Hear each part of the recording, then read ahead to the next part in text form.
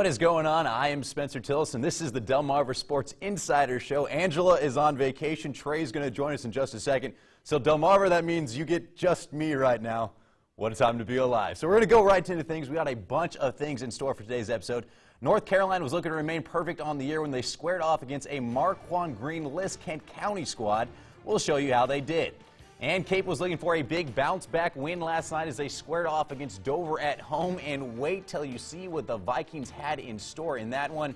And finally, how would you like the future of your team to come all the way down to a coin toss? The regular season, not enough to determine this year's Bayside South champs. I'll explain more in just a minute. But first, the biggest week and game in Week 7 of high school football is going on right now over in Smyrna as the undefeated Eagles are taking on Sussex Tech, who is also undefeated. Trey's up at the game and joins us live right now. Trey, how's it going so far?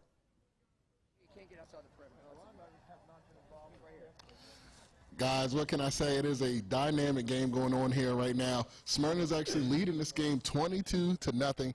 The sophomore sensation, Will Knight, with 2 touchdowns on the ground for the Smyrna team. They're absolutely dominating Sussex Tech at the moment. Like we said, we know what Sussex Tech can do. This happens to, in fact, be the de facto Henlope and North Championship. We'll have to see what else goes on during this game. Also to be noted, Sussex Tech, had a couple chances to put the ball into the end zone. Didn't get those done. Smyrna with a goal line stand, a great stand near the end of the quarter. But like I said, this game is a 22-0 game right now. We'll have to see, and we'll have updates later on in the show. Right now, I'm kicking it back to Spencer on the desk. Thanks, Trey. I'm shocked right now. I actually had Sussex Tech winning that game, so we'll see how that definitely shakes things up moving forward. But we had a bunch of other great Henlope action going on last week, including a big game over in Felton. Lake Forest, well, they were squaring off against Laurel. And the Dogs on a drive early on this one when Perez Nichols goes to the play action, and he's going to find Rashid DeShields down the sideline, and that is a big pickup right there all the way down to the goal line. 4th and 3 now, and Laurel decides to go for it, and that was a good choice. Shaheem Holden punches that one in from 10 yards out. That gave the road team the lead, looking for that upset win, but the Spartans would fight their way back. Ben Moore breaks loose. This a 57-yard touchdown run. How big was that play? It was monstrous. It would be the last chance for Laurel. They needed some kind of miracle. They're going to go back to their dynamic, athletic quarterback, Nichols. He's going to scramble, needing to get into the end zone. He's going to get near the goal line, but Moore is going to come up with the touchdown-saving tackle right there, and that would do it. Lake Forest, you can't put those guys away. They pull out yet another incredible victory, 18-13 the final there. And Indian River was taking on Milford last night. The Bucks jumping out to the early lead. It's William Kimmel right here taking it in on the keeper on the left side. They'd be up at half, but IR would come back in the third quarter.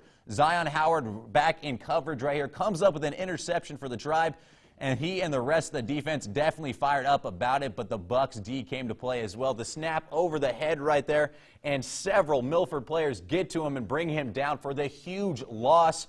But the game of runs and the IR would end up having the last one. George Martin, I love your grills. Well, he's also good at carrying the ball right there. Gets in for the score from just a couple yards out. The Indians, they get the win, 22-18 the final. And Cape was taking on Dover. The Vikings came out of the gates on fire in this thing. Dylan Adams goes deep, and he finds Jeremiah Smack, and that is good for their first touchdown of the game, one of many in that one.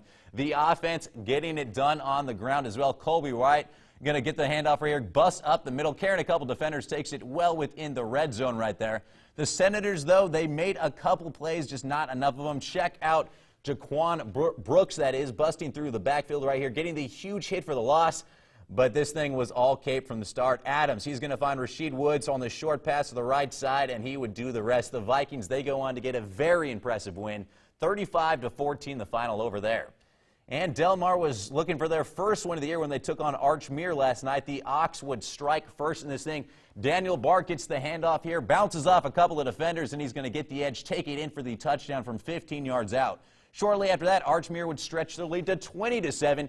It's Patrick Udovich right here breaking loose from midfield. He would scramble in from 50 yards out. The Ox take a 13-point lead and a half, but Delmar came out firing in the third. They capped off a nice opening drive with that 5-yard option run in by Kayvon Trader. Their very next possession, and check this out, Jimmy Adkins back to pass, and he's going to drop that one perfectly to Trader, and he is gone 66 yards to the house for the score.